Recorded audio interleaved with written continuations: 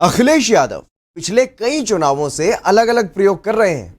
ये यूं कहें कि जिनसे भी वो गठबंधन करते हैं वहां बात बन नहीं पाती, इसीलिए अगले चुनाव तक सहयोगी बदल जाते हैं। ऐसे में यहां तक कहा जाने लगा है कि अखिलेश को गठबंधन रास नहीं आते। अब ऐसे में एक और उदाहरण सबके सामने है। राज्यसभा और विधान परिषद चुनाव को लेकर के एक बार फिर से इस अवसरवादी मजबूर गठबंधन में दरार देखने को मिल रही है। ऐसे गठबंधन को 2024 तक कैसे संभालेंगे अखिलेश, इस रिपोर्ट में आप देखिए। रंग बिरंगे गठबंधन में फिर उलझ गए अखिलेश यादव। अवसरवादी गठबंधन में पड़ने लगी दरार। 2024 तक गठबंधन का बच पाना अब मुश्किल सा लगने लगा है, क्योंकि राज्यसभा चुनाव और विधान परिषद चुनाव में एक अनार 100 बीमार वाली स्थिति गठबंधन में देखने को मिल रही है। नाराज सहयोगी अब तेवर दिखाने लगे हैं, जिसके बाद अब सपा गठबंधन बिखराव की तरफ बढ़ रहा है।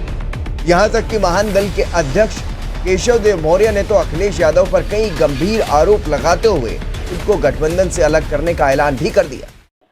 और लोगों को तवज्जो दिया गया, उस प्रकार का तवज्जो मुझे नहीं मिला। जबकि शाक्य सैनिक कुशवाहा मौर्य समाज में महान दल एक बड़ा दल था। ये ठीक है कि महान दल कमजोर संगठन है, आर्थिक रूप से मैं कमजोर हूँ, लेकिन वोट मेरे पास था, लेकिन तवज्जो मुझे नहीं मिला। तवज्जो और किसी को दिया गया, मेरा विकल्प बनाया गया। समाजवादी पार्टी ये चाहती थी कि वोट तो मिले शाक्य सैनिक कुशवाहा मौर्य, लेकिन केशव देव मौर्य एक बड़ा लीडर न बन पाए। सुना आपने, केशव देव मौर्य ने खुले तौर पर उन्हें दबाने का आरोप अखिलेश यादव पर लगाया और खुद को गठबंधन से अलग कर लिया। और इसी के साथ एक और बड़े सहयोगी जो अखिलेश को सीएम बनाने का सपना दिखा रहे थे, तो भाजपा के पीयूष मिश्रा ने ट्वीट करके अखिलेश यादव पर पार्टी की उपेक्षा करने का आरोप लगाया। तो वहीं पार्टी के अध्यक्ष ओपी राजभर ने अलग ही अंदाज में अपनी नाराजगी जाहिर।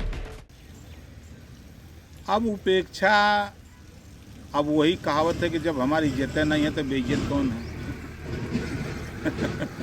आप उनके प्रमुख सहयोगी दल हैं, इज्जत नहीं है। प्रमुख सहयोगी बड़ी पार्टी वो है, हम लोग छोटी पार्टी वाले हैं।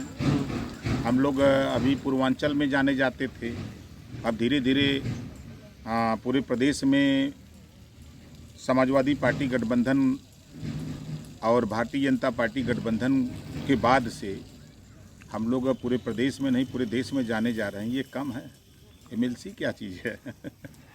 गठबंधन करके हमने चाहे भाजपा से किया चाहे सपा से, इतनी तो ख्याति प्राप्त ही कर लिया कि अब लोग सवाल खड़ा करने लगे कि आपकी उपेक्षा हो रही है। इसके अलावा जनवादी पार्टी के राष्ट्रीय अध्यक्ष संजय सिंह चौहान के सुर भी बदले बदले नजर आ रहे हैं। संजय ने अखिलेश पर वादा खिलाफी का आरोप लगाया।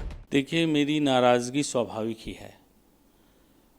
मैं अखिलेश यादव जी का सबसे पुराना एलआई हूँ। 2017 के विधानसभा के चुनाव के तुरंत बाद से मैं अखिलेश यादव जी से जुड़ा और लगातार अभी तक उनके साथ हूँ। 2019 के लोकसभा का चुनाव भी हम उनके साथ मिलकर लड़े। 2022 के चुनाव में भी मैं अपने पूरे दल और कार्यकर्ताओं के साथ शिद्दत से काम किया और अपने समाज का वोट भी मैंने ज़्यादा से ज़्यादा समाजवादी पार्टी के गठबंधन को दिलवाया। विधानसभा के चुनाव में मुझे कहा गया कि आपको खुद चुनाव नहीं लड़ना है, पार्टी आपको एमएलसी बना करके सरकार बनेगी तो सरकार में लेगी, तो एमएलसी बना दिया जाएगा। एक तरफ अखिलेश यादव 2024 की तैयारियों में जुटे हैं, तो वहीं अब अवसरवादी सहयोगी नाराज भी हो रहे हैं और गठबंधन में दरार जग जाहिर हो चुकी है। समाजवादी पार्टी के जो सहयोगी दल हैं, उनसे लगातार अखिलेश यादव की दूरियां बढ़ती जा रही हैं और तभी महान दल के राष्ट्रीय अध्यक्ष केशव देव मौर्य ने तो यहाँ तक कह दिया कि अब हम गठबंधन का हिस्सा नहीं रहेंगे। हालांकि जनवादी पार्टी के राष्ट्रीय अध्यक्ष का भी दर्द कैमरे पे छलका और उन्होंने भी अखिलेश यादव से नाराजगी जताई है। संजय सिंह चौहान ने साफ तौर पर कहा है कि 2022 चुनाव से पहले अखिलेश यादव ने विधान परिषद भेजने का वायदा किया था। हालांकि इन सब को देखते हुए जो सुबसपा के प्रवक्ता हैं पीयूष मिश्रा, उन्होंने भी हालांकि आरएलडी के अध्यक्ष जयंत चौधरी को लेकर निशाना साधा और उन्होंने कहा कि जो 8 सीट लेकर आया है उसे राज्यसभा भेजा जा रहा है और हम 6 सीट लेकर आए हैं, तो मेरी उपेक्षा क्यों। हालांकि उस ट्वीट का ओम प्रकाश राजभर ने भी समर्थन किया है। उन्होंने साफ तौर पर कहा है कि इस ट्वीट में दम है। अब समाजवादी पार्टी के राष्ट्रीय अध्यक्ष अखिलेश यादव के सामने इस गठबंधन को बचा पाने की बड़ी चुनौती होगी। कैमरामैन रोशन के साथ राजकुमार सिंह, R9 न्यूज़, लखनऊ।